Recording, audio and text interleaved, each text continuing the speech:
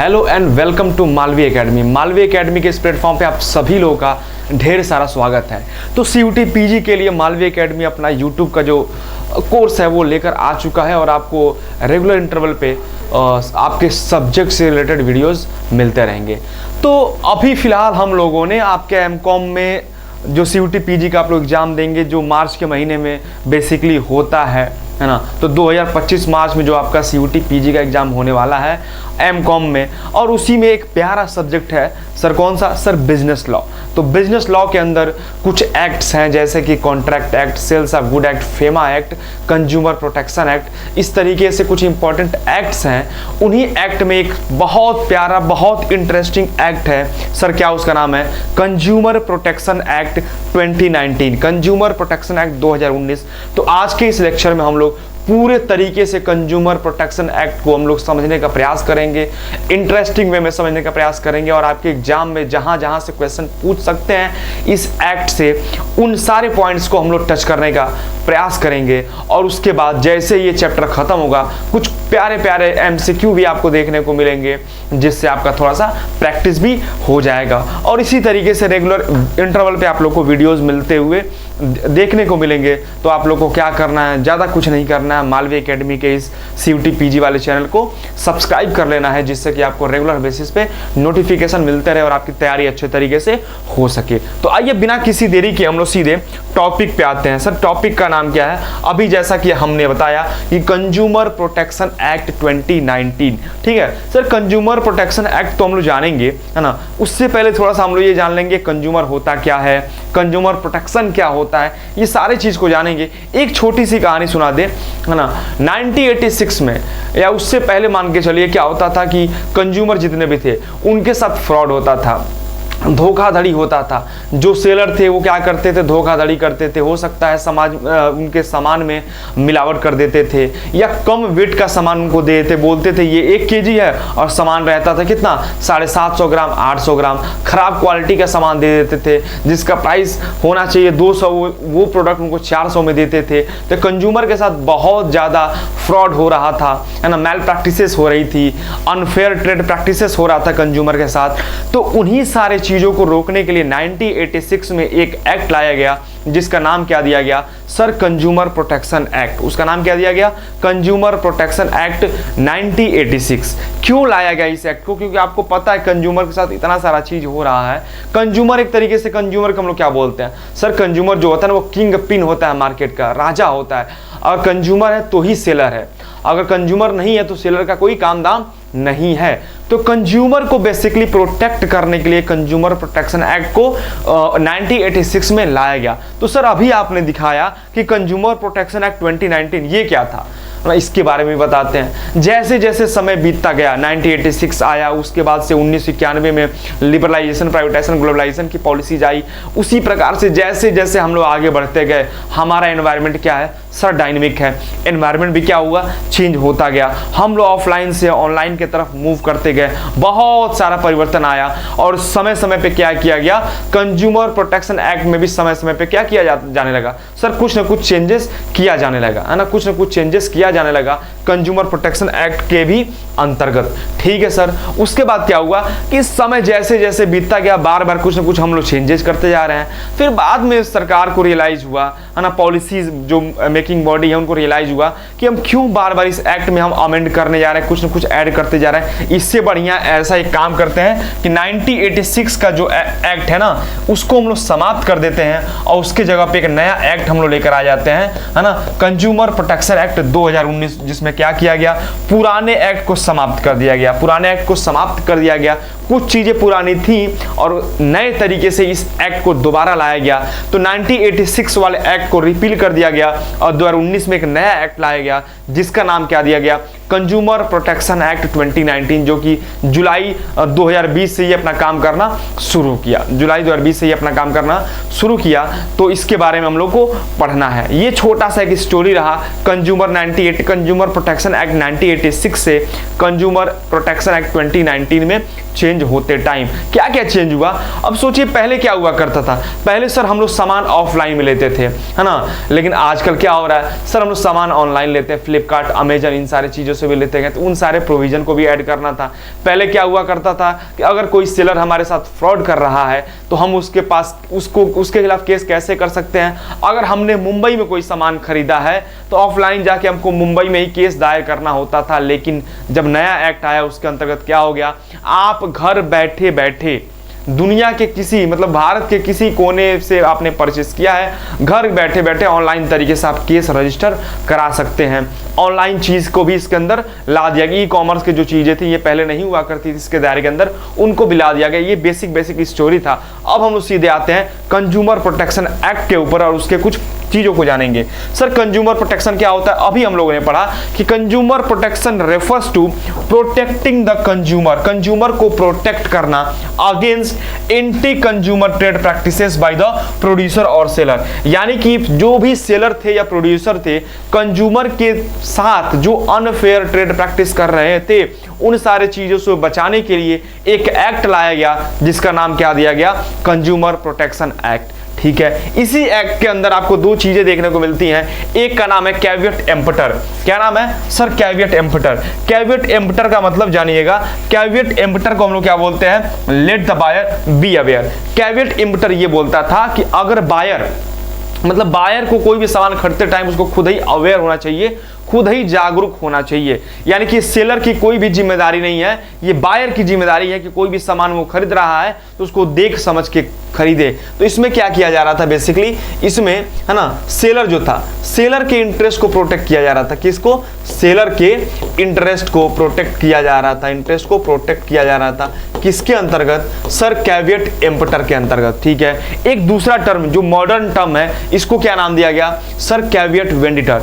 ये क्या है? जैसे एक कैविएट एम्पटर है वो क्या बोलता है कि let the buyer be aware, यानी कि बायर को कोई भी सामान खरीदते समय अवेयर होना चाहिए। ये उसकी जिम्मेदारी है कि सामान अच्छा खरीद रहा है कि खराब खरीद रहा है। बाद में एक नया टर्म जो इमर्जिंग टर्म है उसका क्या नाम है? Sir caveat venditor. इसमें क्या बोला गया? Let the seller be aware, यानी कि ये सेलर की जिम्मेदारी है कि कोई भी सामान वो बेच रहा है तो देख समझ के सामान को बेचे, खराब सामान कंज्यूमर को न बेचे। तो इसके अंतर्गत क्या किया गया? सर कंज्यूमर के, है ना, किसके? कंज्यूमर के इंटरेस्ट को, है ना, कंज्यूमर के इंटरेस्ट को प्रोटेक्ट किया गया।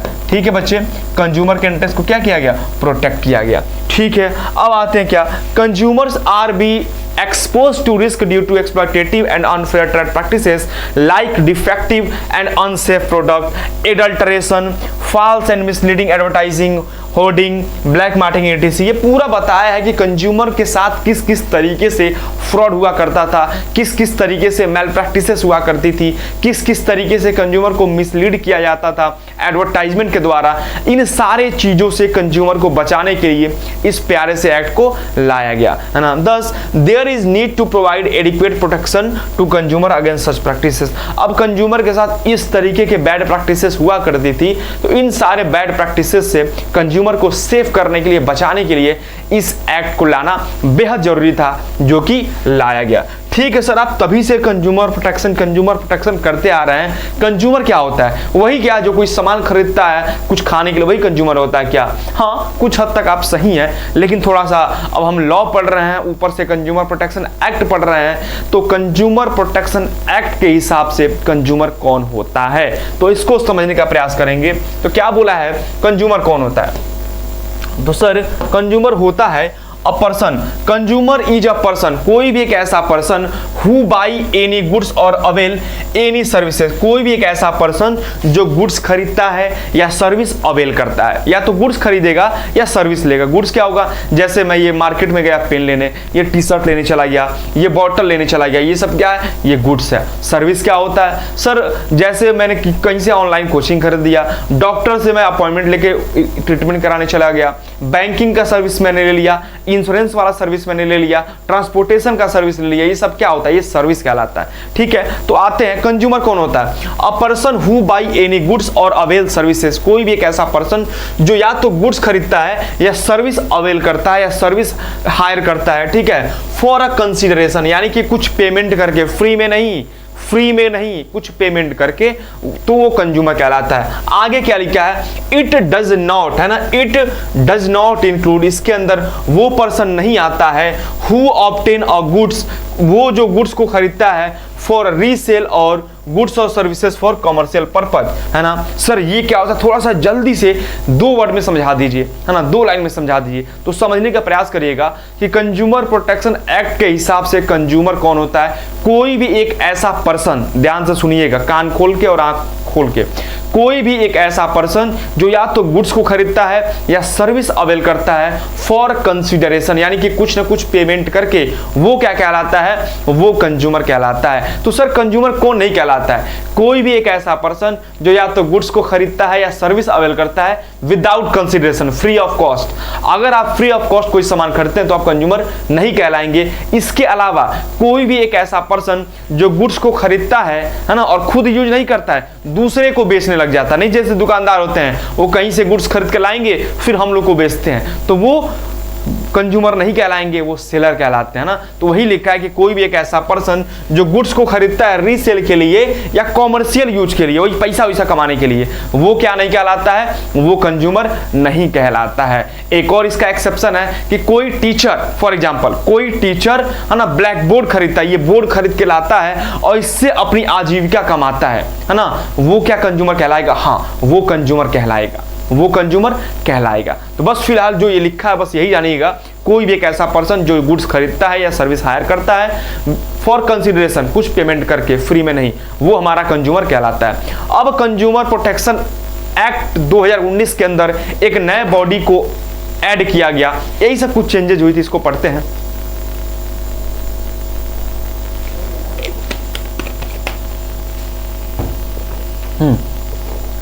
तो कंज्यूमर प्रोटेक्शन एक्ट 2019 के अंदर CCPA यानी कि सेंट्रल कंज्यूमर प्रोटेक्शन अथॉरिटी को क्या किया गया, बनाया गया। उसका मेन काम क्या था, ध्यान दीजिएगा, द सेंट्रल गवर्नमेंट, CG का मतलब central government, the central government will set up a central consumer protection authority यानी कि CCPA।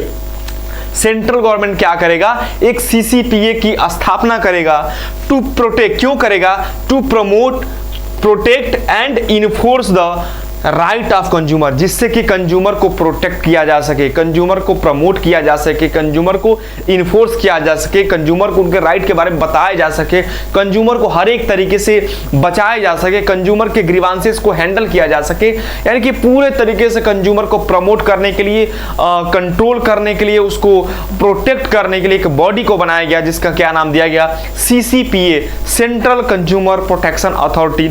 नाम याद रखिएगा, वो पूछा जा सकता है CCPA का फुल फॉर्म। आगे हम लोग बढ़े तो क्या लिखा है, पेनाल्टीज फॉर मिसलीडिंग एडवर्टाइजमेंट। आप लोग देखते होंगे टीवी पे ऐड आता है कि फेयर लवली लगाइए और 1 हफ्ते में गोरा हो जाइए, है ना। तो इस तरीके से कुछ भ्रामक जो एडवर्टाइजमेंट होते हैं कि ये चीज पीजिए, इससे आप तुरंत 1 दिन में लंबे हो जाएंगे, है ना, या ये चीज लगाइए इससे आप हवा में उड़ने लगेंगे। इस तरीके के जो भ्रामक, है ना, मिसलीडिंग एडवर्टाइजमेंट हैं, उनके ऊपर भी रोक लगाने की जरूरत थी और उन सारे चीजों को भी कंज्यूमर प्रोटेक्शन एक्ट 2019 के अंदर कंसीडर किया गया कि आप डायरेक्टली, है ना, आप डायरेक्टली किसी कंज्यूमर को मिसलीड नहीं कर सकते हैं। आपका एडवर्टाइजमेंट इस तरीके से है कि कोई कंज्यूमर मिसलीड होता है तो आपके ऊपर पेनाल्टी लगाई जाएगी। कौन लगाएगा, पेनाल्टी लगाने का काम CCPA करेगा। तो क्या लिखा है, द CCPA में impose on a penalty on manufacturer. अगर कोई पर्सन, कोई कंपनी, कोई इंडोर्सर गलत तरीके से एडवर्टाइजमेंट दिखा रहा है अपने प्रोडक्ट का, तो उस केस में क्या होगा, मैन्युफैक्चरर यानी कि जिस पर्सन ने वो गुड्स को मैन्युफैक्चर किया है और एन इंडोर्सर या जिस कंपनी ने उस एडवर्टाइजमेंट को दिखाया है, समझने का प्रयास करिएगा, या जो पर्सन सर्विस रेंडर कर रहा है, जिस पर्सन ने गुड्स को मैन्युफैक्चर किया है या उसको इंडोर्स किया है ना, तो उसके ऊपर पेनाल्टी लगेगा। सर कितने का, अप टू 10 लाख, 10 लाख रुपए तक का पेनाल्टी लग जाएगा अगर कोई मिसलीडिंग एडवर्टाइजमेंट कर रहा है तो उसके ऊपर, ठीक है। And imprisonment up to 2 years, और 2 साल तक का जेल हो सकता है।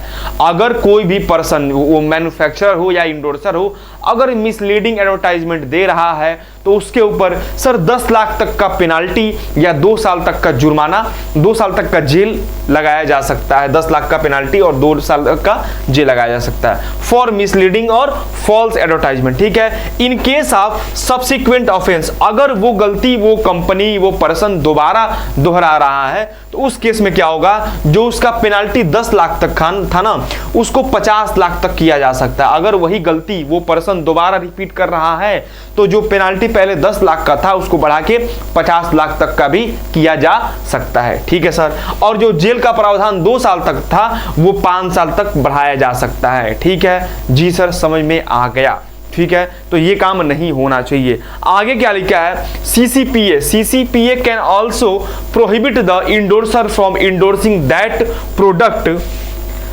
प्रोडक्ट और सर्विसेज अप टू 1 ईयर। इसके अलावा जो सीसीपीए है उस कंपनी के ऊपर 1 साल तक के लिए बैन लगा सकता है कि भाई तुम ये प्रोडक्ट इंडोर्स नहीं कर सकते हो 1 साल तक, ठीक है। फॉर सब्सिक्वेंट, अगर ये काम दोबारा करता है तो जो बैन है वो 3 साल तक का हो सकता है।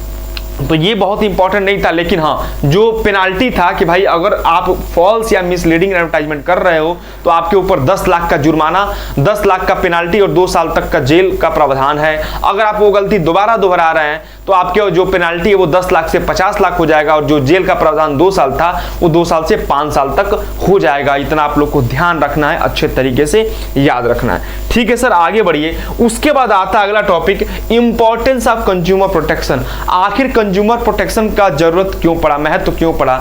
तो अगर कंज्यूमर के नजरिए से देखें, अगर आप अपने आप को एक कंज्यूमर समझ रहे हैं तो कंज्यूमर के पॉइंट ऑफ व्यू से अगर आप देखें कि कंज्यूमर प्रोटेक्शन एक्ट का जरूरत सर क्यों पड़ा, तो पहला पॉइंट क्या लिखा है, कंज्यूमर इग्नोरेंस। बेसिकली जनरली जो हमारे कंज्यूमर होते हैं या हम लोग अगर कंज्यूमर हैं तो हम लोग इग्नोरेंट नेचर के होते हैं। हमको अपने चीज़ों के बारे में, अपने राइट्स के बारे में, अपने अधिकारों के बारे में हमें पता नहीं होता है ना। हम इग्नोर कर देते हैं, अच्छा ठीक है चलो उसने गड़बड़ी कर दिया, जाने देते हैं, अगली बार उसके दुकान से हम सामान नहीं खरीदेंगे। भाई क्यों, ऐसा क्यों करना है?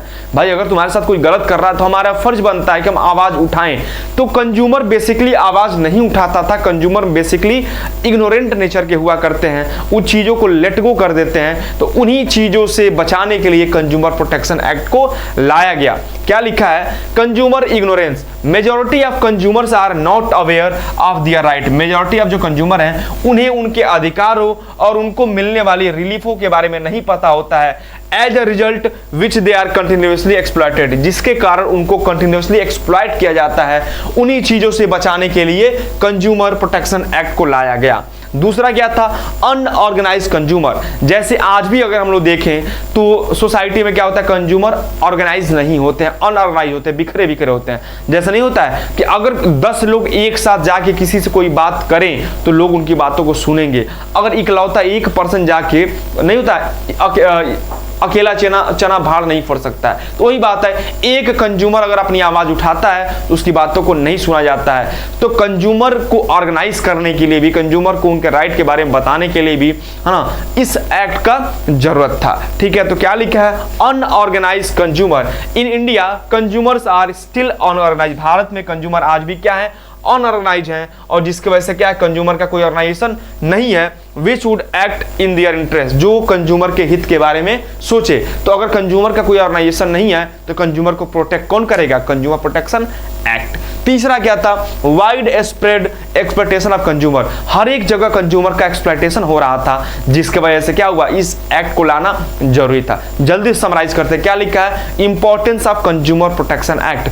कंज्यूमर प्रोटेक्शन एक्ट का जरूरत क्यों पड़ा, अगर कंज्यूमर के पॉइंट ऑफ व्यू से सोचे तो पहला क्या था, कंज्यूमर इग्नोरेंस नेचर के थे, कंज्यूमर को उनके राइट्स के बारे में नहीं पता था, है ना, तो कंज्यूमर को उनके राइट के बारे में बताने के लिए इस एक्ट को लाना जरूरी था। कंज्यूमर अनऑर्गेनाइज नेचर के थे, इकट्ठे नहीं थे, तो उनको प्रोटेक्ट करने के लिए कंज्यूमर प्रोटेक्शन एक्ट को लाना जरूरी था। कंज्यूमर का हर एक जगह क्या हो रहा था सर, एक्सप्लॉइटेशन हो रहा था, उनके साथ फ्रॉड हो रहा था, मैल प्रैक्टिसेस हो रहा था, अनफेयर ट्रेड प्रैक्टिसेस हो रहा था, उन सारे चीज़ों से कंज्यूमर को बचाने के लिए इस एक्ट का लाना सर जरूरी था, है ना, जरूरी था। अब आते हैं क्या, from the point of business. अभी हमने क्या पढ़ा कि कंज्यूमर के नजरिए से कंज्यूमर प्रोटेक्शन एक्ट का महत्व क्या था। अब हमको क्या पढ़ना है कि बिजनेस के नजरिए से, है ना, अगर हम बिजनेस कर रहे हैं, अभी तक तो हमने कंज्यूमर के नजरिए से सोचा, अब अगर हम बिजनेसमैन हैं तो एक बिजनेसमैन के नजरिए से या एक बिजनेस के नजरिए से कंज्यूमर प्रोटेक्शन एक्ट का नीड क्यों पड़ा। तो सबसे पहला क्या था, long term interest of business. अगर आप लंबे समय तक बिजनेस में सर्वाइव करना चाहते हैं, अगर लंबे समय तक बिजनेस करना चाहते हैं तो ऑब्वियस सी बात है आपको कंज्यूमर को सेटिस्फाई करना होगा। अगर आप कंज्यूमर को सेटिस्फाई नहीं करते हैं, कंज्यूमर के साथ गुड प्रैक्टिसेस नहीं करते हैं, तो आपका बिजनेस लंबे समय तक नहीं चल पाएगा। तो बिजनेस को बार बार याद दिलाने के लिए कि भैया तुम देखो, अच्छे से प्रैक्टिस करो, गुड प्रैक्टिसेस करो, बैड प्रैक्टिसेस ना करो, जिससे कि तुम्हारा बिजनेस लंबे समय तक चल सके। तो पढ़ा देते हैं, it is always in the interest of the business to keep its customer satisfy, है ना। एक बिजनेस के लिए तभी अच्छा होगा जब वो अपने कस्टमर को सेटिस्फाई करेगा। वो global competition could be one only after satisfying customer. पूरे विश्व के कंपटीशन को हम तभी जीत सकते हैं जब हम कस्टमर को सेटिस्फाई कर सकें। Satisfy customer lead to repeat sales. जो सेटिस्फाई कस्टमर है वो सिर्फ दोबारा, ऐसा नहीं है कि आपके दुकान पे दोबारा खरीदने आएगा, वो तो आएगा दोबारा खरीदने, 4 लोग को और बोलेगा भाई उस दुकान पे जाओ, वहां पे बढ़िया सामान मिलता है ना। तो वही लिखा है long term interest business. Consumer protection act की नीड बिजनेस के पॉइंट ऑफ व्यू से इसलिए पड़ी क्योंकि भैया बिजनेस को लंबे समय तक चलाना है, और बिजनेस लंबे समय तक कब चलेगा, जब कस्टमर क्या रहेंगे, सेटिस्फाई रहेंगे। और कस्टमर सेटिस्फाई रहे, ये बात को कौन इंश्योर करेगा, तो हमारा कंज्यूमर प्रोटेक्शन एक्ट। दूसरा क्या है, business uses resources of society. अब जो बिजनेस है वो अपना बिजनेस करने के लिए सर रिसोर्स कहां से ला रहा है, रॉ मटेरियल कहां से ला रहा है, तो सर सोसाइटी से लेके आ रहा है। गुड्स वो जो बना रहा है उसको कहां बेचेगा, सर वो सोसाइटी को ही बेचेगा। ठीक है, आ रहा है समझ में। अपना सामान बनाने के लिए, गुड्स बनाने के लिए वो इंप्लाई कहां से रखेगा, सर सोसाइटी से रखेगा। ठीक है, गुड्स बना के कहां बेचेगा, सर सोसाइटी को ही बेचेगा। पॉल्यूशन कहां फैलाएगा, सर सोसाइटी में ही फैलाएगा। तो भाई जब सब कुछ तुम सोसाइटी में ही कर रहे हो, सोसाइटी से ही कर रहे हो, तो तुम्हारा ये रिस्पॉन्सिबिलिटी बनता है, तुम्हारा कर्तव्य बनता है कि भाई तुम बिजनेस के लिए, सोसाइटी के लिए अच्छे से काम करो, गुड प्रैक्टिसेस करो।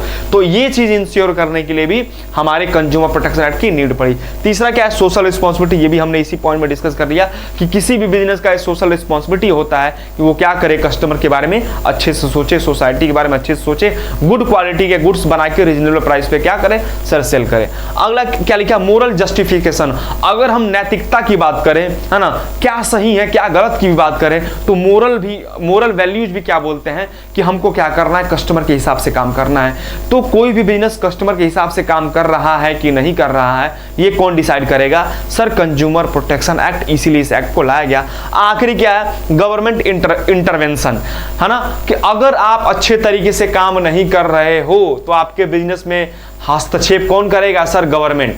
अगर आप बैड प्रैक्टिसेस करोगे तो आपके ऊपर पड़ेगा कंप्लेन, तो आपके बिजनेस में हस्तक्षेप करने आ जाएगा गवर्नमेंट। तो एक बार गवर्नमेंट अगर किसी बिजनेस में अपना हाथ डाल देता है तो भाई क्या हो जाता है, उस बिजनेस का सत्यानाश हो जाता है, उस बिजनेस के सारे शेयर्स गिर जाते हैं, है ना, उसका गुडविल खराब हो जाता है। तो अगर आप चाहते हैं कि गवर्नमेंट हमारे बिजनेस में इंटरवीन न करे तो पहले ही कंज्यूमर प्रोटेक्शन एक्ट को इस्टेब्लिश कर दीजिए। वो क्या करेगा, वो ये इंश्योर करेगा कि जो भी कंपनी अपना बिजनेस कर रही है वो सही तरीके से कर रही है कि नहीं कर रही है। तो इस नजरिए से क्या हुआ, बिजनेस के पॉइंट ऑफ व्यू से भी हमें इसका नीड पड़ा। ठीक है, हमें इस चीज की नीड पड़ी। आगे हम बढ़ते हैं बच्चे, लीगल प्रोटेक्शन टू कंज्यूमर। अब कंज्यूमर को किस किस तरीके से लीगल प्रोटेक्शन दिया गया है, देखते हैं इसको।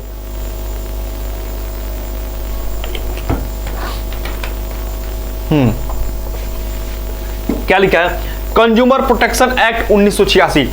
पहले सीपी एक्ट 1986 हुआ करता, तब क्या हो गया है, अब कोपरा एक्ट, कंज्यूमर प्रोटेक्शन एक्ट यानी कि 2019 हो गया है ना। तो 1986 को भूल जाइएगा, अब याद रखिएगा कंज्यूमर प्रोटेक्शन एक्ट 2019, इसको भूल जाइए। ठीक है, चलो आगे बढ़ते हैं। कंज्यूमर को प्रोटेक्ट करने के लिए क्या किया गया है, setup to protect and promote consumer interest through a speedy and inexpensive redressal grievances, consumer को प्रोटेक्ट करने के लिए, है ना, एक ऐसे ग्रीवांस सेल को इस्टेब्लिश किया गया है जो कम खर्चे में और बहुत जल्दी से बहुत कम समय में क्या कर सके सर, कंज्यूमर के ग्रीवांसेस को, कंज्यूमर के शिकायतें को निपटा सके जल्दी से जल्दी। ठीक है sir. Recognise consumer right and safeguard their interest, consumer के राइट को रिकॉग्नाइज करे कि हाँ भैया कंज्यूमर के ये राइट्स हैं, क्या क्या राइट है, आगे पढ़ेंगे, उसको रिकॉग्नाइज करे और कंज्यूमर के इंटरेस्ट को प्रोटेक्ट करेगा। अगला क्या था, अ 3 टियर रिड्रेसल एजेंसी, बहुत इंपॉर्टेंट है आपके एग्जाम में, कई बार पिछले अभी 2024 में CUET 2024 में यही क्वेश्चन पूछा गया, है ना, एक PYQ मिल गया यहीं पे। CUET 2024 जो अभी मार्च 2024 में हुआ था, वहाँ पे यही क्वेश्चन पूछा था कि कंज्यूमर को प्रोटेक्ट करने के लिए कितने टियर रिड्रेसल एजेंसी का गठन हुआ है। तो सर 3 टियर रिड्रेसल एजेंसी का गठन हुआ है। कौन कौन से अभी आगे हम लोग पढ़ेंगे, है ना। To address consumer grievances has been set up to constitute of, उसमें एक होता है डिस्ट्रिक्ट फोरम, दूसरा होता है स्टेट कमीशन और तीसरा क्या होता है नेशनल कमीशन, अभी आगे हम लोग पढ़ेंगे। और याद रखिएगा 2019 के अंतर्गत क्या किया गया है सर, ऑनलाइन ट्रांजेक्शन, है ना, ऑनलाइन ट्रांजेक्शन जो हो गया, ऑनलाइन ट्रांजैक्शन या ई कॉमर्स, इसको भी क्या किया गया है सर, ऐड कर लिया गया है ना, इसको भी कंज्यूमर प्रोटेक्शन दायरे के अंतर्गत ऐड कर दिया गया है। इसके अलावा complain can be file from anywhere, यानी घर से बैठे बैठे ऑनलाइन किसी भी तरीके से आप कंप्लेंट फाइल कर सकते हैं। और एक और पॉइंट लिख लीजिएगा, है ना, जो वीडियो कॉन्फ्रेंसिंग द्वारा, कई बार क्या हो सकता है, अगर किसी कंज्यूमर को कुछ दिक्कत है तो वीडियो कॉन्फ्रेंसिंग के द्वारा उसके केस को सुना जा सकता है। तो ये सारे कुछ प्रोविजन कंज्यूमर प्रोटेक्शन एक्ट 2019 में ऐड किए गए हैं। तो ये सारा चीज आप लोग पढ़ लेंगे। आगे हम लोग आए, आगे क्या है अगला टॉपिक, कंज्यूमर्स राइट। जी सर ये बता दीजिए उपभोक्ता के कितने अधिकार हैं, कंज्यूमर्स के कितने राइट हैं। तो बेसिकली कंज्यूमर के 6 राइट्स हैं। अब हमको उन 6 राइट को पढ़ना, आपके एग्जाम में पहला क्वेश्चन तो यही बनता है कि कंज्यूमर के कितने राइट हैं। तो सर कंज्यूमर के बेसिकली 6 राइट है। राइट क्या होता है, अधिकार। कंज्यूमर भाई राजा होता है, कंज्यूमर कौन है, राजा होता है, वो मार्केट का राजा है, तो राजा के पास अधिकार होना चाहिए। जी सर बिल्कुल होना चाहिए। तो कंज्यूमर के 6 राइट में पहला राइट क्या है, राइट टू सेफ्टी। तो कंज्यूमर को सबसे पहला राइट ये दिया गया है कि राइट टू सेफ्टी, यानी कि कंज्यूमर अगर कोई भी गुड्स खरीदता है, कोई भी प्रोडक्ट सर्विस कुछ भी खरीदता है,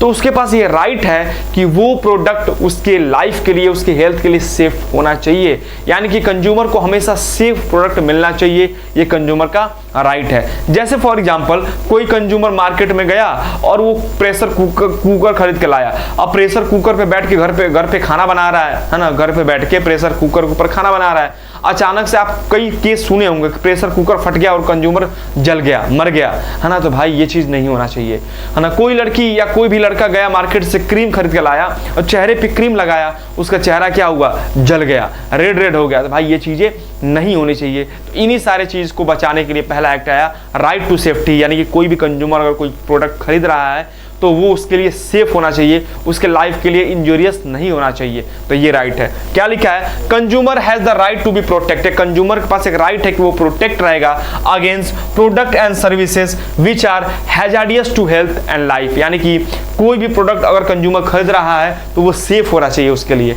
ठीक है, तो कंज्यूमर के लिए भी है कि भाई कोई भी सामान खरीदो तो ISI मार्का देख के खरीदो, है ना।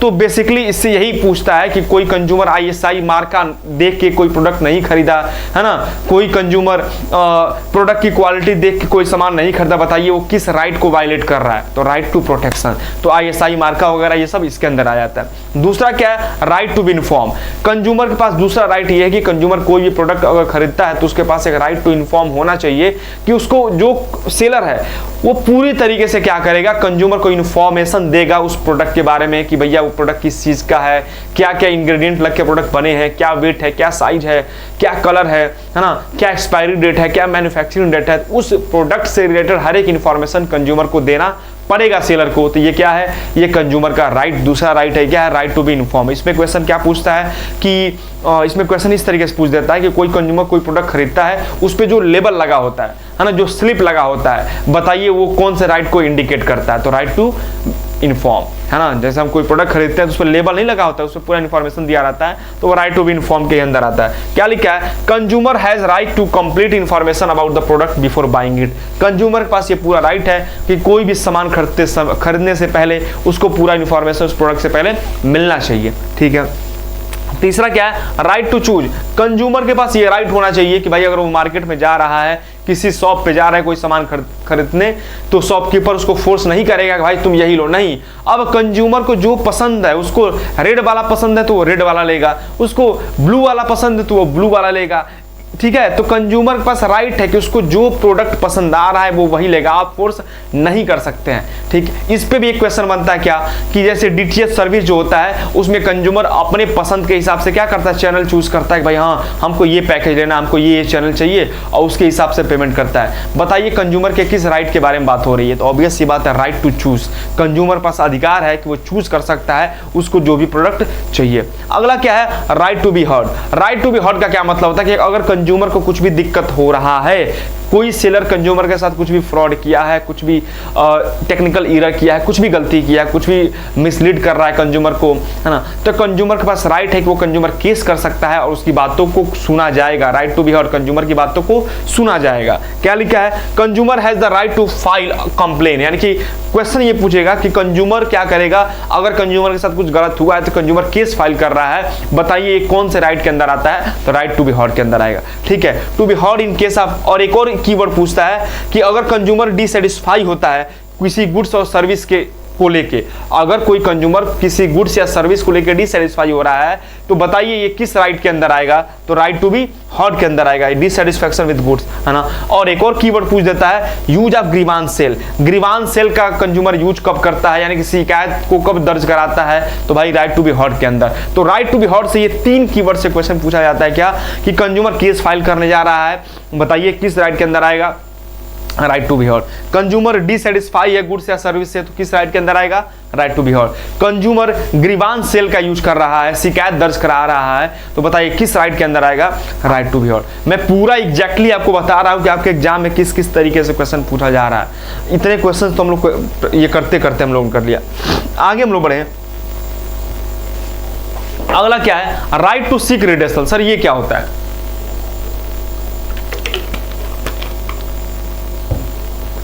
राइट टू सीक रिडेसल का मतलब होता है बच्चे कि consumer has the right to get relief in case the product और सर्विस फॉल शॉर्ट, यानी कि कंज्यूमर जो सोचा था, जो एक्सपेक्ट किया था किसी गुड्स या सर्विस से, अगर वो कंज्यूमर को नहीं मिल रहा है तो कंज्यूमर को रिलीफ दिया जाए, कंज्यूमर को जो भी नुकसान हुआ है उसकी भरपाई किया जाए, ठीक है। द कंज्यूमर में बी प्रोवाइडेड विथ रिप्लेसमेंट। ध्यान दीजिएगा क्वेश्चन क्या बनता है कि कंज्यूमर किसी गुड्स से सेटिस्फाई नहीं था तो उसके गुड्स को क्या किया गया, सर रिप्लेस कर दिया गया, या रिमूव कर दिया गया, या उसको रिफंड कर दिया गया, या उसको कंपनसेशन पे किया गया, उसको जो भी लॉस था, तो वो किस राइट के अंदर आता है, तो राइट टू सीक रिड्रेसल, यानी कंज्यूमर को दिक्कत हुआ था, उस दिक्कत से बचाने के लिए कंज्यूमर को क्या किया गया, उसके गुड्स को रिप्लेस किया गया, उसके गुड्स में डिफेक्ट को रिमूव किया गया, उसके पैसे को रिफंड किया गया, कंपनसेशन दिया गया जो भी इसको नुकसान हुआ है, ये किस राइट के अंदर आता है, sir right to seek redressal के अंदर आता है ना। जो भी कंज्यूमर को नुकसान हुआ उसकी भरपाई करना, उसको कंपनसेशन, कीवर्ड लिख लीजिएगा कंपनसेशन। कंपनसेशन की बात कहां होती है, तो sir right to seek redressal में। अब अगला क्या है, right to consumer education. Sir ये क्या होता है, अब कंज्यूमर के पास ये भी राइट है कि समय समय पे कंज्यूमर को एजुकेट किया जाए, उसको इंफॉर्मेशन दिया जाए, कंज्यूमर को उनके अधिकारों के बारे में बताया जाए, है ना। तो इसी के अंदर क्या होता है, जैसे अभी आप लोग बीकॉम में है तो बीकॉम में कंज्यूमर प्रोटेक्शन एक्ट नाम का एक चैप्टर आपके एग्जाम में डाल दिया गया है, या जब आप क्लास 12th में रहे होंगे तो बीएसटी में भी कंज्यूमर प्रोटेक्शन एक्ट को डाला गया ताकि आप और हम जैसे कंज्यूमर क्या हो सके, उनके अधिकारों के बारे में अवेयर हो सके। इसके अंतर्गत मुहिम भी चलाया जाता है, आपने वर्ड सुना होगा जागो ग्राहक जागो, तो वो किसके अंदर आता है, एग्जाम में क्वेश्चन यही पूछेगा। एक कैंपेन चलाया जा रहा है कि जागो ग्राहक जागो, जिससे कि कंज्यूमर अपने अधिकारों के बारे में अवेयर हो सके। बताइए ये कंज्यूमर के किस राइट के अंदर आता है, तो राइट टू कंज्यूमर एजुकेशन। बस इतना आसान क्वेश्चन यहाँ से पूछे जाते हैं। अब हम आगे बढ़ते हैं हमारे अगले टॉपिक पे। सर अगला टॉपिक क्या बता दीजिए? Consumer responsibility. अब हमने पढ़ा है, बचपन से हम पढ़ते आ रहे हैं कि अगर हमको कुछ अधिकार मिल रहे हैं तो साथ ही साथ हमारे पास क्या आ जाते हैं, कुछ रिस्पॉन्सिबिलिटी भी आ जाती हैं। तो कंज्यूमर प्रोटेक्शन एक्ट कंज्यूमर को कुछ रिस्पॉन्सिबिलिटी भी देता है कि भाई ठीक है, मैंने तुम्हें 6 पावर तो दिया, अब तुम्हारा भी कुछ राइट है, तुम्हारा भी कुछ रिस्पॉन्सिबिलिटी है कि तुम कभी कोई सामान खरीदने जाओ तो इस तरीके से तुमको बिहेव करना है। अब कंज्यूमर की रिस्पॉन्सिबिलिटी क्या है, एक एक करके हम समझेंगे। आपके एग्जाम में यहाँ से क्वेश्चन पूछे जाते हैं, ठीक है? एक एक करके पढ़ते हैं कंज्यूमर को कौन कौन सी रिस्पॉन्सिबिलिटी मिली है। तो पहला क्या है, be aware about the various product available in the market so that an intelligent and wise choice can be made. तो कंज्यूमर को क्या होना चाहिए, मार्केट में कौन कौन से प्रोडक्ट या कौन कौन से चॉइसेस अवेलेबल हैं उसके बारे में पूरी जानकारी कंज्यूमर को ले लेनी चाहिए, जिससे कि क्या हो सके, कंज्यूमर सही तरीके से गुड्स को खरीद सके। ठीक है, तो पहला क्या बोल रहा है कि कोई भी सामान खरीदते समय हमको अवेयर होना चाहिए कि भाई कौन कौन से चॉइस, कौन कौन से वैरायटी, कौन कौन से ऑप्शंस हमारे पास हैं, जिससे कि हम ध्यानपूर्वक गुड्स को खरीदें, अच्छा सामान खरीदें। दूसरा क्या है, बाई ओनली स्टैंडर्डाइज गुड्स, है ना? कंज्यूमर को हमेशा क्या करना चाहिए, स्टैंडर्डाइज गुड्स खरीदना चाहिए। जाके दुकान वाले से नहीं बोलना चाहिए कि हमको सस्ता वाला टूथपेस्ट दे दो, सस्ता वाला नमक दे दो। नहीं, कंज्यूमर जब भी शॉप पे जाएगा वो स्टैंडर्ड क्वालिटी के गुड्स को खरीदे, तभी वो सेफ रहेगा, है ना? तो कंज्यूमर को ये करना है, क्वालिटी एश्योरेंस होना चाहिए। यानी कि कंज्यूमर जब भी कोई इलेक्ट्रॉनिक का गुड्स खरीदेगा तो उसको ISI मार्का उस पर देखना चाहिए कि ISI मार्का है कि नहीं। अगर कोई फूड प्रोडक्ट खरीद रहा है तो उसको देखना चाहिए कि FPO मार्का है कि नहीं। अगर ज्वेलरी खरीद रहा है तो उसको देखना चाहिए हॉल मार्क है कि नहीं। अगर कोई एग्रीकल्चर का प्रोडक्ट खरीद रहा है तो उसको देखना चाहिए कि एग मार्क है कि नहीं। तो कंज्यूमर को क्या होना चाहिए सर, क्वालिटी कॉन्शियस होना चाहिए। अगला क्या है, follow instruction related to the product. Consumer को क्या करना चाहिए, उस प्रोडक्ट पे लिखा रहता है कि इस प्रोडक्ट को कैसे यूज करना है, तो प्रोडक्ट के ऊपर जो इंस्ट्रक्शन लिखा है उस प्रोडक्ट को यूज करते समय उस इंस्ट्रक्शन को फॉलो करना चाहिए, है ना? क्या क्या रिस्क है, उस प्रोडक्ट को यूज कैसे करना है, ये सारा चीज कंज्यूमर को आसानी से आराम से पढ़ के उसको फॉलो करना चाहिए। अगला क्या लिखा है, रीड लेबल केयरफुली। प्रोडक्ट, जो भी प्रोडक्ट होता है उस पे लेबल लगे होते हैं और उस लेबल पे उस प्रोडक्ट के बारे में सारा इंफॉर्मेशन रहता है कि ये प्रोडक्ट बना कब है ना? ये प्रोडक्ट बना कब है, मैन्युफैक्चरिंग डेट क्या है, इसका एक्सपायरी डेट क्या है, क्या वेट है, क्या इंग्रेडिएंट लगे हैं, हर एक चीज लिखा रहता है जिससे कंज्यूमर को पूरा इंफॉर्मेशन मिल सके। तो कंज्यूमर को उसको भी पढ़ना चाहिए। अगला क्या है, assert yourself to ensure that you get a fair deal. जब भी कोई कंज्यूमर किसी सेलर से कोई सामान खरीदता है तो ये अश्योर करना चाहिए कि हमको फेयर डील मिल रहा है कि नहीं मिल रहा है। हमको 2-4 सेलर से बातचीत कर लेना चाहिए और हमको देखना चाहिए कि कहां पे हमको अच्छा डील मिल रहा है, सही प्राइस पे सही क्वालिटी का सामान कहां मिल रहा है, ये भी चेक करना कंज्यूमर की रिस्पॉन्सिबिलिटी है। अगला क्या लिखा बच्चे, be honest in your dealing. जब भी कोई कंज्यूमर कोई गुड्स खरीद रहा है तो ऑनेस्ट होना चाहिए, उसको ईमानदार होना चाहिए, है ना? लीगल गुड्स खरीदना चाहिए, इलीगल तरीके से काम को नहीं करना चाहिए, डिस्करेज करना चाहिए अनसर्कुलस प्रैक्टिसेस लाइक ब्लैक मार्केटिंग और होर्डिंग। ब्लैक मार्केटिंग को और होर्डिंग को क्या करना चाहिए, डिस्करेज करना चाहिए। अगर कोई दुकानदार बोले कि ऐसा है कि तुम बिल मत लो, हम तुमको ये जो प्रोडक्ट है कम प्राइस में दे रहे हैं, नहीं, ये काम आपको नहीं करना है, आपको हमेशा ईमानदारी से काम करना है। ब्लैक मार्केटिंग को और होर्डिंग जो है उसको क्या करना है, हमको डिस्करेज करना है। अगला क्या लिखा है, आस्क फॉर कैश मेमो। जब भी आप गुड्स खरीदें तो जो बिल जरूर लें, रिसिप्ट जरूर लें, कैश मेमो जरूर मांगें ऑफ गुड्स और सर्विसेज। इससे क्या होगा कि इन फ्यूचर अगर कुछ भी आपको दिक्कत होता है तो आपके पास प्रूफ रहेगा, तभी आप केस कर पाएंगे, हाँ, तभी आप केस कर पाएंगे। आप कैश मेमो लेंगे ही नहीं तो क्या प्रूफ है कि आपने गुड्स खरीदा है, आप केस ही नहीं कर पाएंगे, वो भी काम करना है। अगला क्या लिखा है, file a complaint in appropriate consumer forum. आपको एप्रोप्रिएट कंज्यूमर फोरम में क्या करना है, केस करना चाहिए। अब एप्रोप्रिएट कंज्यूमर फोरम क्या होता है अभी आगे हम लोग पढ़ेंगे, है ना? तो कंज्यूमर को क्या करना चाहिए, एक एप्रोप्रिएट फोरम, वो चाहे डिस्ट्रिक्ट हो सकता है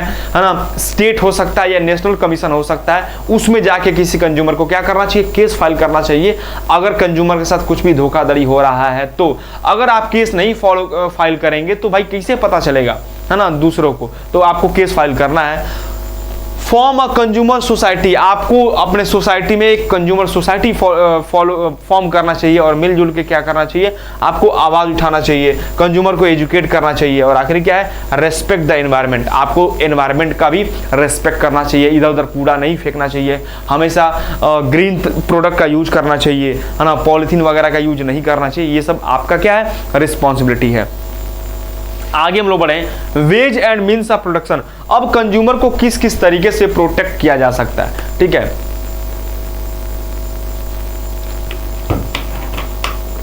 कंज्यूमर को किस किस तरीके से प्रोटेक्ट किया जाता है। सबसे पहला क्या है, सेल्फ रेगुलेटिंग बाय बिजनेस। जो बड़े बड़े बिजनेस होते हैं ना, वो क्या करते हैं, कुछ एसोसिएशन बना लेते हैं और आपस में क्या करते हैं, अपने पूरे जो बिजनेस का ग्रुप होता है उसको रेगुलेट करने की कोशिश करते हैं। दूसरा क्या होता है, अलग से कुछ एक आध एसोसिएशन हो जाएगा, वो क्या करेगा, वो सारे बिजनेस को, इसमें क्या था, यहाँ पे जो सेल्फ रेगुलेटिंग है, जितने बिजनेस है ना वो आपस में ग्रुप बना के क्या कर रहे हैं, अपने बिजनेस को रेगुलेट कर रहे हैं। और यहाँ पे क्या है, जितने भी बिजनेस है वो एक एसोसिएशन बना दे रहे हैं और वो एसोसिएशन क्या करेगा, सारे बिजनेस को रेगुलेट करेगा, कंट्रोल करेगा। यहाँ पे क्या हो रहा है, कंज्यूमर को हम अवेयर करके क्या करेंगे, प्रोटेक्ट करेंगे। अगला क्या है, कंज्यूमर ऑर्गेनाइजेशन, कंज्यूमर क्या करेंगे, आपस में ऑर्गेनाइजेशन कर लेंगे और वो क्या करेगा, कंज्यूमर को प्रोटेक्ट करने का काम करेगा। अगला क्या है, गवर्नमेंट, गवर्नमेंट भी क्या करेगा, हस्तक्षेप करेगा कि कंज्यूमर को क्या किया जा सके, समय समय पे प्रोटेक्ट किया जा सके। तो ये बेसिक था, है ना, ये आसान है, ये बहुत ही इंपॉर्टेंट नहीं है, चाहेंगे तो आप पढ़िए, नहीं पढ़ना है मत पढ़िएगा, बस ऊपर से रीडिंग लगा लीजिएगा, ठीक है। आगे हम लोग आते हैं मेन टॉपिक पे। मेन टॉपिक पे अगर हम लोग आए तो redressal agency under consumer protection act, है ना, ये देखते हैं। तो रिड्रेसल एजेंसी क्या होता है इसको देखेंगे, उससे पहले हमको ये देख लेना है, a complain before the appropriate consumer forum can be made by. आपके एग्जाम में क्वेश्चन पूछता है कि कंप्लेन कौन कर सकता है ना, कंप्लेन कौन कर सकता है। अगर भाई किसी कंज्यूमर के साथ कुछ भी फ्रॉड हो रहा है, कुछ भी धोखाधड़ी हो रहा है, तो कंप्लेन कौन कर सकता है। तो आइए देखते हैं एक एक करके। एनी कंज्यूमर, कोई भी कंज्यूमर क्या कर सकता है, सर कंप्लेन कर सकता है अगर उसके साथ कुछ गलत हुआ है तो। अगला, एनी रजिस्टर्ड कंज्यूमर एसोसिएशन, अगर कंज्यूमर का कोई एसोसिएशन है जो रजिस्टर्ड है, वो भी क्या कर सकता है, वो भी केस फाइल कर सकता है अगर कुछ फ्रॉड हुआ है किसी कंज्यूमर के साथ तो। अगला क्या लिखा है, द सेंट्रल और स्टेट गवर्नमेंट, है ना, सेंट्रल या स्टेट गवर्नमेंट भी चाहेगी तो क्या कर सकती है, केस फाइल कर सकती है किसी कंज्यूमर के बिहाफ पे, ठीक है। अगला क्या है, one or more consumer on behalf of numerous consumer, एक या एक से ज्यादा कंज्यूमर बहुत सारे कंज्यूमर के बिहाफ पे भी क्या कर सकते हैं, केस कर सकते हैं। जैसे अगर फॉर एग्जांपल हम सोसाइटी में रह रहे हैं, हमको लग रहा है कि एक कोई दुकानदार है, वो सारे गांव वालों को क्या कर रहा है, ठग रहा है, उनको खराब क्वालिटी का सामान दे रहा है। तो मैं, है ना, भले मेरे साथ नहीं हुआ लेकिन मैं देख रहा हूँ सबके साथ हो रहा है, तो मैं या दो चार मेरे दोस्त और मिलकर क्या कर सकते हैं, कंज्यूमर के बिहाफ पे हम लोग केस कर सकते हैं, वही लिखा है। अगला क्या लिखा है, अलीगल हायर और representative of a disease consumer, कोई कंज्यूमर उस प्रोडक्ट का यूज करके मर गया, उसके साथ कुछ दिक्कत हो गया, तो उसका जो लीगल हायर है, उसका बेटा या जो भी उसका लीगल हायर है, वो क्या कर सकता है, वो केस फाइल कर सकता है। अगला क्या लिखा है, a complain under section 2B of the consumer protection act, है ना, सेक्शन 2B के अंदर भी कुछ लोगों को मेंशन किया गया है, वो सारे लोग भी क्या कर सकते हैं, केस फाइल कर सकते हैं। तो बेसिकली बस आपको ये देखना है, एग्जाम में क्वेश्चन पूछता है कि who can file case under consumer protection act, consumer protection act के अंतर्गत कौन कौन केस फाइल कर सकता है। तो सर कोई कंज्यूमर कर सकता है, कोई कंज्यूमर का एसोसिएशन कर सकता है ना, सेंट्रल या स्टेट गवर्नमेंट कर सकता है, one or more consumer on basis of numerous consumer भी कर सकते हैं, है ना। लीगल हायर, अगर कोई डिसीज्ड कंज्यूमर है तो उसका जो लीगल हायर होगा वो भी केस फाइल कर सकता है। तो ये आपको ध्यान देना है। आगे हम लोग आते हैं, अब आता है आपका 3 टियर ग्रीवांस एजेंसी। यहाँ पे सब लिखा है लेकिन हम लोग इसको पढ़ेंगे एक बहुत प्यारे चार्ट के माध्यम से। और बस ये चार्ट अगर आप समझ गए, ये चार्ट अगर आप समझ गए तो पूरा चैप्टर आपका खत्म। बेसिकली इसी चार्ट से आपका क्वेश्चन पूछा जाता है ना, इसी चार्ट से मैक्सिमम जो क्वेश्चन होते हैं वो इसी चार्ट से पूछे जाते हैं, इसके बाहर आपके कोई क्वेश्चन नहीं जाते हैं। सर एक एक करके ये हमको चार्ट बता दिए, आइए एक एक करके देखते हैं, है ना। ये रहा आपका, हमने अभी आपको बताया कि 3 टियर रिड्रेसल मैकेनिज्म है। पहला क्वेश्चन क्या बनता है कि कंज्यूमर को प्रोटेक्ट करने के लिए कितने टियर रिड्रेसल मैकेनिज्म है। यहां लिख देते हैं 3 टियर रिड्रेसल एजेंसी या मैकेनिज्म, एग्जाम में क्वेश्चन पूछेगा, पहला क्वेश्चन क्या पूछेगा कि कंज्यूमर को प्रोटेक्ट करने के लिए कितने टियर रिड्रेसल मैकेनिज्म को बनाया गया है? तो 3 टियर रिड्रेसल मैकेनिज्म बनाया गया है। सबसे पहला क्या आता है सर? डिस्ट्रिक्ट। क्या आता है? District commission. सबसे पहले आता है बच्चों डिस्ट्रिक्ट कमीशन, ठीक है सर। फिर उसके बाद कौन आता है सर? उसके बाद आता है स्टेट कमीशन, है ना, स्टेट कमीशन आ जाता है, ठीक है सर। आगे बताइए। और तीसरा जो होता है ना वो कौन हो जाता है सर? नेशनल कमीशन, है ना, नेशनल कमीशन। ये क्या है हमारे 3 टियर रिड्रेसल मैकेनिज्म ये होते हैं। अब कौन कंज्यूमर कब किस फोरम में या किस कमीशन में केस कर सकता है, तो ये समझना बहुत इंपॉर्टेंट है। तो अमेंडमेंट हुआ है रिसेंटली, उसी अमेंडमेंट के साथ हम लोग पढ़ेंगे। तो अगर किसी कंज्यूमर को है ना 1 रुपए से लेकर, है ना, 50 लाख तक, 50 लाख तक का कोई कंप्लेन है, अगर किसी कंज्यूमर के साथ जो फ्रॉड है वो 1 रुपए से लेकर 50 लाख तक के बीच में कोई केस है, कुछ फ्रॉड हुआ है, तो कंज्यूमर कहाँ केस करेगा सर? कंज्यूमर डिस्ट्रिक्ट कमीशन में, डिस्ट्रिक्ट कोर्ट में जाके केस करेगा, ठीक है। अगर जो फ्रॉड है, जो कंप्लेन है कंज्यूमर का, वो 50 लाख से, ध्यान दीजिएगा, 50 लाख से 2 करोड़ तक अगर होगा, 2 करोड़ तक होगा, तो कहाँ केस फाइल करेगा सर? वो स्टेट कमीशन में फाइल करेगा। ध्यान से समझने का प्रयास करिएगा। अगर किसी कंज्यूमर के साथ जो धोखाधड़ी है, जो फ्रॉड हुआ है, उसका अमाउंट 1 रुपए से लेकर 50 लाख तक है, तो कंज्यूमर कहां केस करेगा सर? डिस्ट्रिक्ट कमीशन में केस करेगा, ठीक है। अगर जो कंज्यूमर है उसका जो केस का अमाउंट है वो 50 लाख से ज्यादा और 2 करोड़ तक का है, तो कंज्यूमर कहां केस करेगा सर? स्टेट कमीशन में केस करेगा, ठीक है। अगर कंज्यूमर का जो केस है, कंज्यूमर के साथ जो फ्रॉड हुआ है वो मोर देन 2 करोड़ है, मोर देन 2 करोड़ है, तो सर वो कहां केस करेगा? वो केस करेगा नेशनल कमीशन में। तो ये ध्यान रखिए, एग्जाम में पूछता है, यही क्वेश्चन बनता है कि अगर एक कंज्यूमर है जिसको केस फाइल करना है, उसका जो नुकसान है या फ्रॉड जो उसके साथ हुआ है वो 50 लाख से 2 करोड़ के बीच में हुआ है, तो कंज्यूमर कहां केस फाइल करेगा सर? स्टेट कमीशन में। एक कंज्यूमर है, उसका जो नुकसान हुआ है, जो उसको केस फाइल करना है वो 5 करोड़ का फाइल करना है, तो कहां फाइल करेगा सर? मोर देन 2 करोड़ वाले में। तो ये लिमिट आपको अच्छे से ध्यान रखना है, ठीक है जी सर। इसके बाद अगला एक और चीज बता देते हैं, क्या कि आपने डिस्ट्रिक्ट कमीशन में, ध्यान से समझिएगा, आपने डिस्ट्रिक्ट कमीशन में केस फाइल किया और डिस्ट्रिक्ट कमीशन ने जो फैसला सुनाया वो आपके अगेंस्ट सुना दिया, यानी जिस पर्सन ने केस फाइल किया है उसके अगेंस्ट, मतलब मेरे पक्ष में नहीं है, मेरे विपक्ष में फैसला आ गया। मैंने केस फाइल किया था लेकिन जो केस है वो मेरे सामने वाले पर्सन के पक्ष में आ गया, तो हम तो परेशान हो जाएंगे। तो अगर कोई पर्सन डिस्ट्रिक्ट कमीशन के फैसले से खुश नहीं है तो ध्यान दीजिएगा, तो वो 45 दिन, है ना, 45 दिन के अंदर स्टेट कमीशन में वो केस फाइल कर सकता है, भले ही कितने अमाउंट का हो। समझने का प्रयास करिएगा। अगर मैंने केस जो फाइल किया था वो डिस्ट्रिक्ट कमीशन में मैंने केस फाइल किया था, लेकिन डिस्ट्रिक्ट कमीशन का जो फैसला आया वो मेरे खिलाफ था। अब हमको कहाँ जाना है? हमको डिस्ट्रिक्ट से जाना है सर, स्टेट कमीशन में जाना है। तो 45 दिन के अंदर हमको क्या करना पड़ेगा? स्टेट कमीशन में अपना कंप्लेंट रजिस्टर कराना पड़ेगा, ठीक है। अब हमने स्टेट कमीशन में कंप्लेंट दायर कर दिया, लेकिन स्टेट कमीशन ने भी जो फैसला सुनाया उससे हम खुश नहीं है, वो भी मेरे विपक्ष में रह गया। तो पर्सन कहाँ जाएगा सर? वो नेशनल कमीशन में जाएगा। कितने दिन के अंदर? 30 डेज के अंदर। 30 डेज के अंदर वो स्टेट कमीशन से नेशनल कमीशन के अंदर जाएगा, ठीक है सर। अब वो पर्सन नेशनल कमीशन में उसने अप्लाई किया और नेशनल कमीशन के भी फैसले से वो खुश नहीं है, नेशनल कमीशन ने भी उसके अगेंस्ट फैसला सुना दिया, तो वो कहाँ जाएगा सर? वो पर्सन सुप्रीम कोर्ट में। ध्यान दीजिएगा, सुप्रीम कोर्ट में वो अपना केस फाइल करेगा 30 डेज के अंदर, 30 दिन के अंदर, ठीक है सर। अगर सुप्रीम कोर्ट भी क्या करेगा? उसके अगेंस्ट फैसला सुना देगा, तो क्या होगा? तब वो कुछ नहीं कर सकता है। सुप्रीम कोर्ट का जो फैसला है वो आखिरी फैसला है, सुप्रीम कोर्ट का फैसला आखिरी फैसला है। तो ये ध्यान रखेंगे, 45 30 30 एकदम याद रखने की रखिएगा। 45 30 30 ये आपके एग्जाम में पूछता है, 45 30 30। अगर कोई जैसे कि किसी पर्सन ने डिस्ट्रिक्ट कमीशन में केस फाइल किया है और डिस्ट्रिक्ट कमीशन के फैसले से वो खुश नहीं है, तो वो 45 दिन के अंदर स्टेट कमीशन में अपील कर सकता है। अब स्टेट कमीशन ने भी अपना फैसला सुना दिया, आप स्टेट कमीशन के भी फैसले से खुश नहीं है, तो 30 दिन के अंदर, उसके जिस दिन फैसला आएगा उसके 30 दिन के अंदर आप क्या कर सकते हैं? नेशनल कमीशन में अपील कर सकते हैं, ठीक है। अगर आप नेशनल कमीशन के भी फैसले से खुश नहीं है तो उसके 30 दिन के अंदर सुप्रीम कोर्ट में केस फाइल कर सकते हैं। अगर सुप्रीम कोर्ट के भी फैसले से खुश नहीं है तो भाई तब वहीं रुक जाना पड़ेगा, उसके आगे आप नहीं जा सकते हैं। तो ये दो चीज़ ध्यान रखिएगा, है ना। तीन क्या क्या मैंने अभी आपको बताया, 3 टियर रिडेसल मैकेनिज्म होता है। पहला क्या होता है, डिस्ट्रिक्ट कमीशन, दूसरा स्टेट कमीशन, तीसरा नेशनल कमीशन। इसका लिमिट भी मैंने बताया कि डिस्ट्रिक्ट कमिश्नर का लिमिट क्या है सर 50 लाख, स्टेट कमीशन का लिमिट क्या है 50 लाख से 2 करोड़, और नेशनल कमीशन का लिमिट क्या है सर मोर देन 2 करोड़। उसके बाद मैंने बताया कंप्लेंट आपको जब भी फाइल करना होगा, डिस्ट्रिक्ट से स्टेट जाएंगे 45 दिन के अंदर, स्टेट से नेशनल जाएंगे 30 दिन के अंदर, और नेशनल से सुप्रीम कोर्ट जाएंगे 30 दिन के अंदर, ठीक है।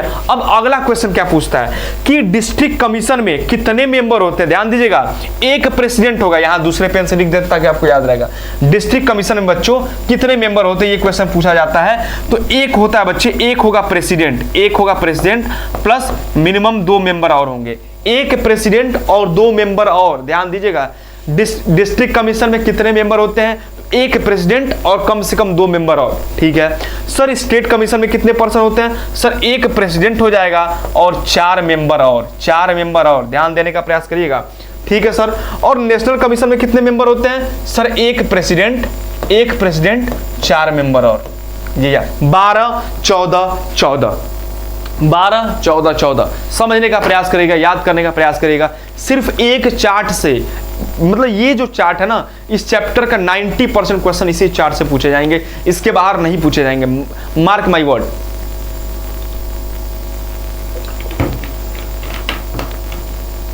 जब एग्जाम तुम लोग दे लोगे ना, जब इस चार्ट का महत्व आपको दिखाई देगा तो वीडियो के नीचे कमेंट करके चले जाना, ठीक है। चलो आगे आते हैं। तो डिस्ट्रिक्ट कमीशन में कितने मेंबर होते हैं, सर एक प्रेसिडेंट होगा, मिनिमम 2 मेंबर और। स्टेट में सर एक प्रेसिडेंट होगा, 4 मेंबर और नेशनल में सर एक प्रेसिडेंट होगा, 4 मेंबर और, ठीक है। और एक और चीज समझने का प्रयास करिएगा, है ना, हर एक जगह जैसे अगर यहाँ 2 लोग हैं ना, तो इसमें से कम एक वीमेन कंपलसरी है। यहाँ 4 लोग हैं ना, तो कम से कम एक महिला कंपलसरी है। यहाँ 4 लोग हैं तो कम से कम एक वीमेन क्या होगा, कंपलसरी। ध्यान दीजिएगा, एक महिला, इन 4 जो मेंबर हैं, है ना, यहाँ भी जो 4 मेंबर हैं, तो एक महिला होना कंपलसरी है। इसमें एक फीमेल होना क्या है सर, कंपलसरी है, ठीक है बच्चों, एक फीमेल होना कंपलसरी है। ध्यान दीजिएगा। अब अगला क्वेश्चन क्या पूछता है कि प्रेसिडेंट कौन हो सकता है, यानी कि डिस्ट्रिक्ट कमीशन का प्रेसिडेंट कौन होगा। इसको भी दूसरे पेन से लिख दे ताकि आपको समझ में अच्छे से आए। कौन सा पेन यूज, चलो पिंक यूज करते हैं, ठीक है। तो देखो ये जो ना डिस्ट्रिक्ट कमीशन का प्रेसिडेंट कौन हो सकता है बच्चों, डिस्ट्रिक्ट कमीशन का प्रेसिडेंट कौन होगा, यहां लिख दे रहे हैं रिटायर्ड और वर्किंग जज ऑफ डिस्ट्रिक्ट कोर्ट। समझने का प्रयास करेगा, यानी कि क्वेश्चन क्या पूछेगा कि डिस्ट्रिक्ट कमीशन का प्रेसिडेंट कौन हो सकता है। डिस्ट्रिक्ट कमीशन का प्रेसिडेंट बनने के लिए क्या एलिजिबिलिटी होनी चाहिए, तो डिस्ट्रिक्ट कमीशन का प्रेसिडेंट वही बन सकता है जो या तो वर्किंग जज हो या रिटायर्ड जज होगा, कहां का, डिस्ट्रिक्ट कोर्ट का, ठीक है। चलो आगे बढ़ते हैं। सर स्टेट कमीशन जो है ना, इसका प्रेसिडेंट कौन हो सकता है, तो सर इसका प्रेसिडेंट कौन हो जाएगा, रिटायर्ड और वर्किंग जज ऑफ सर हाई कोर्ट, है ना। इसका स्टेट कमीशन का जज कौन होगा, सर रिटायर्ड या वर्किंग, जो अभी भी काम कर रहा है या रिटायर हो चुका है, जज किसका, हाई कोर्ट का, ठीक है सर ये नेशनल कमीशन का जो प्रेसिडेंट था ये कौन हो सकता है, तो इसका भी वही रिटायर्ड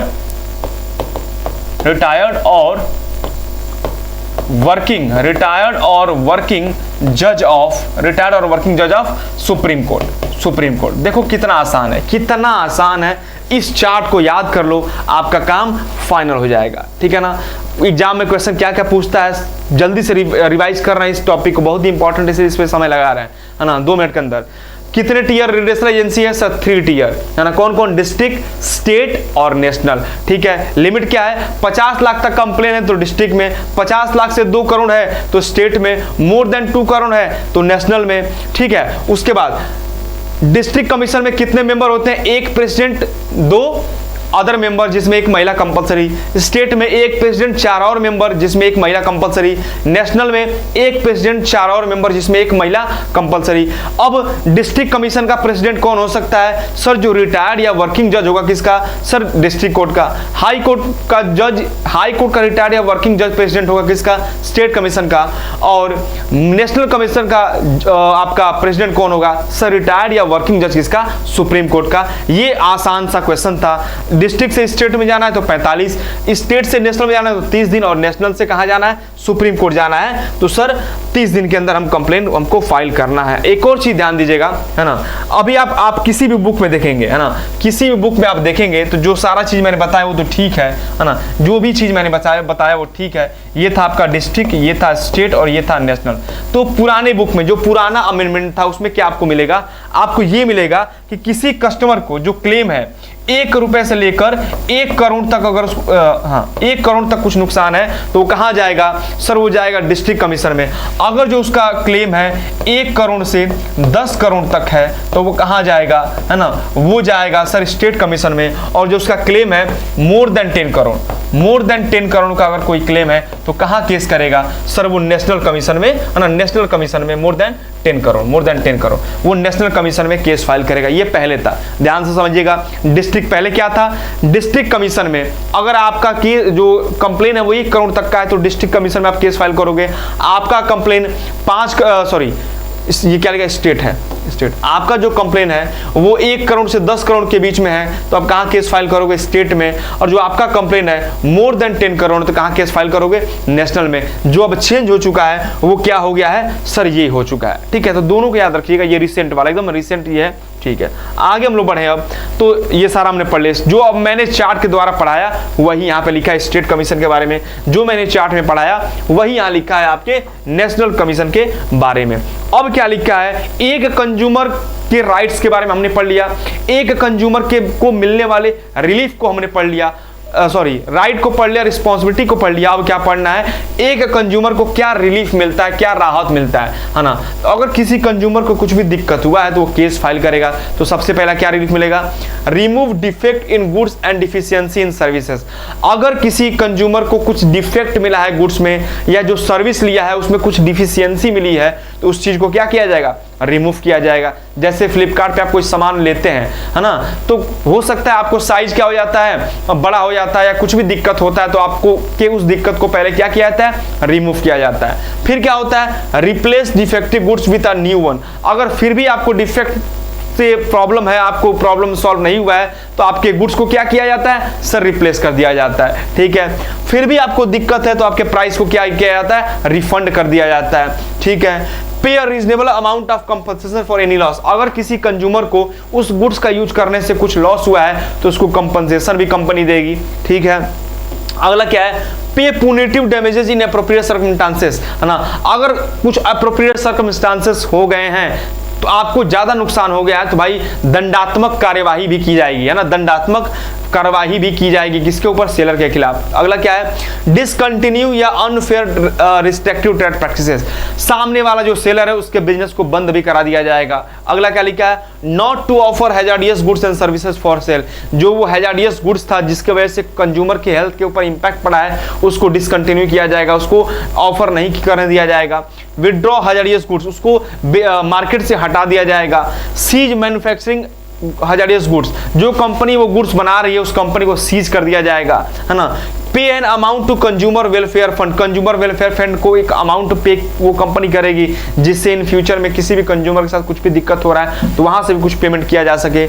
इशू करेक्टिव एडवर्टाइजमेंट, जैसे कोई कंपनी, ध्यान दीजिएगा, कोई कंपनी गलत एडवर्टाइजमेंट दे दी कि भाई मेरा क्रीम लगाइए उससे क्या हो जाएगा, आप खूब गोरे हो जाएंगे, तो सारे कंज्यूमर वो एडवर्टाइजमेंट देख के वो क्रीम लगाने लगे, तो फिर गवर्नमेंट बोलेगी, कानून बोलेगा कि भाई एक आप नया एडवर्टाइजमेंट लाइए और पुराने एडवर्टाइजमेंट को न्यूट्रलाइज करिए कि भाई मेरा जो पुराना एडवर्टाइजमेंट था वो गलत था, सही ये होगा। तो दोबारा आपको एडवर्टाइजमेंट लाना पड़ेगा न्यूट्रलाइज करने के लिए पुराना एडवर्टाइजमेंट जो कि आपने गलत किया था। और आखिरी क्या है? पे एडिक्वेट कॉस्ट टू पार्टी, जिस पार्टी को जितना नुकसान हुआ है वो कॉस्ट आप पे करेंगे। ये भी काफी बेसिक सा था, पढ़ेंगे आपको सब कुछ क्लियर हो जाएगा, ठीक है। ये तो आसान है कि भाई एनजीओ, कुछ एनजीओ या कंज्यूमर ऑर्गेनाइजेशन होता है, उनका क्या रोल होना चाहिए? सर वो क्या करेंगे? एजुकेट करेंगे जनरल पब्लिक को, है ना, जनरल कंज्यूमर को उनके राइट के बारे में। वो क्या करेंगे? पब्लिश करेंगे पीरियडिकल पब्लिकेशन और कुछ पेपर्स, मैगजीन वगैरह ये निकालेंगे जिससे कंज्यूमर को उनके राइट्स के बारे में बताया जा सके। ये क्या करेंगे? लीगल असिस्टेंस देंगे कंज्यूमर को लीगल एडवाइस देंगे कि भाई कंज्यूमर के साथ क्या हो रहा है, तो कंज्यूमर क्या रिएक्ट कर सकता है, लीगल असिस्टेंस ये लोग देंगे। अगला क्या है? Filing complaint in appropriate consumer court on behalf of consumer. अगर कंज्यूमर केस फाइल करने में सक्षम नहीं है तो कंज्यूमर के बिहाफ पे ये लोग क्या करेंगे? जो एनजीओज हैं, जो कंज्यूमर ऑर्गेनाइजेशन है, वो कंज्यूमर के लिए केस फाइल करेंगे। अगला क्या है? Encouraging consumers to take an against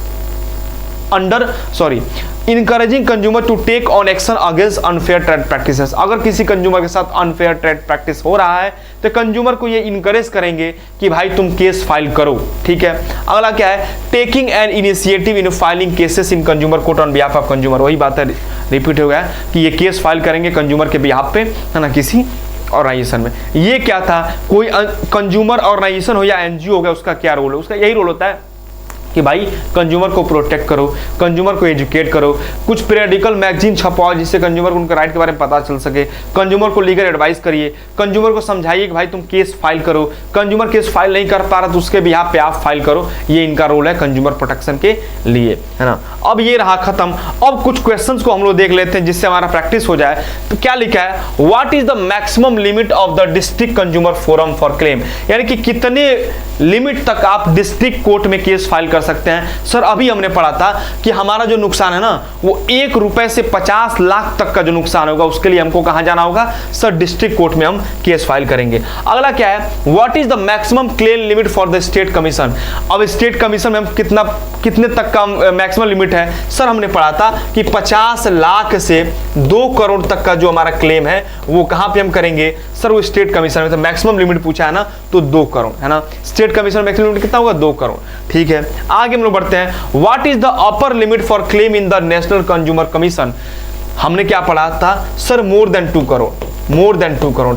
अगर हमारा जो क्लेम है, जो नुकसान है, वो 2 करोड़ से ज्यादा होता है तो हम कहां केस फाइल करेंगे? सर नेशनल कमीशन में। लेकिन यहां क्या लिखा है कि मैक्सिमम लिमिट कितना है नेशनल कमीशन का? तो सर मैक्सिमम लिमिट नहीं है, बस बोला गया है मोर देन 2 करोड़। तो मैक्सिमम लिमिट क्या है? सर कोई लिमिट नहीं है। 2 करोड़ से ज्यादा जितना अगर हमारा नुकसान हो रहा है तो उसके लिए हम कहां जाएंगे? सर नेशनल कमीशन में जाएंगे। अगला क्वेश्चन देखते हैं।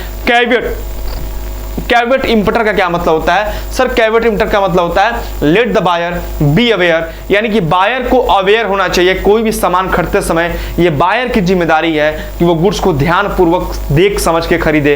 अगर कुछ भी उसमें दिक्कत आता है तो सेलर की जिम्मेदारी नहीं है, ये बायर की जिम्मेदारी है। तो कैवेट इंपटर का क्या मतलब होता है? Let the buyer be aware, ठीक है। आगे हम लोग बढ़े तो which of the following is an exception of caveat इंपटर।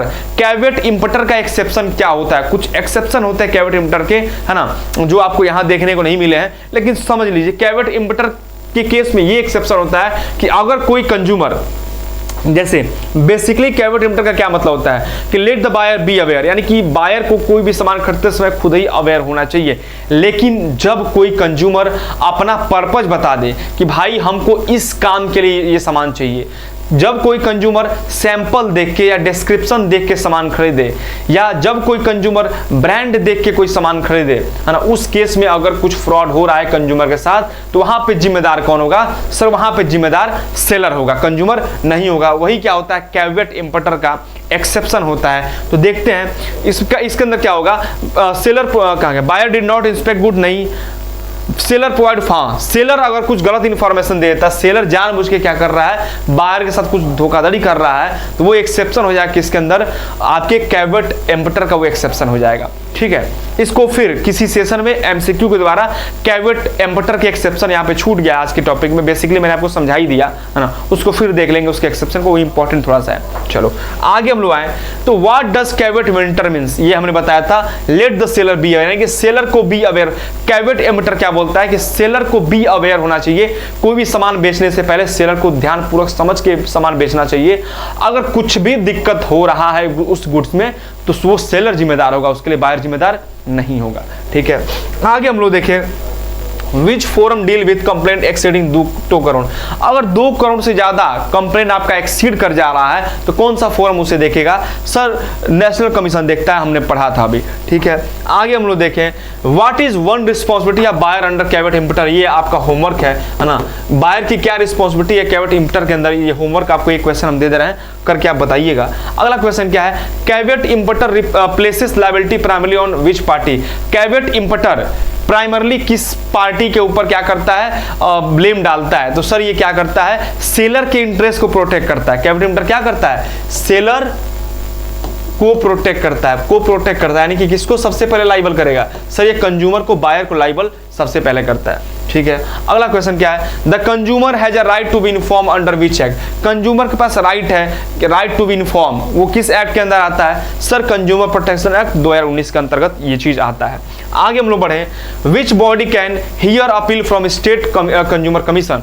मतलब स्टेट कंज्यूमर कमीशन के बाद आप कहाँ जाते हैं? तो सर हम लोग नेशनल कमीशन में जाते हैं। हाँ, स्टेट कमीशन के फैसले से खुश नहीं है तो हम लोग नेशनल कमीशन में जाते हैं बच्चे। बस ये रहा आज का सेशन, ये रहा आज का सेशन, है ना। एक चीज रह गया था क्या, ये जो एक्सेप्शन ऑफ कैवेट इंपोर्टर, हाँ बता ही देते हैं। कैवेट इंपोर्टर क्या होता है ये मैंने आपको बताया, let the buyer be aware. Caveat emptor क्या बोलता है कि बायर को अवेयर होना चाहिए कोई भी सामान खरीदते समय। अगर बायर अवेयर नहीं है, उसके बाद कुछ भी दिक्कत होता है बायर के साथ, तो उसका जिम्मेदार कौन होगा? बायर होगा, सेलर नहीं होगा। तो कैवेट इंपोर्टर क्या करता है? सर बेसिकली सेलर के इंटरेस्ट को प्रोटेक्ट करता है, लेकिन इसके कुछ एक्सेप्शन है ना। कैवेट इंपोर्टर के कुछ एक्सेप्शन है। सर वो क्या है?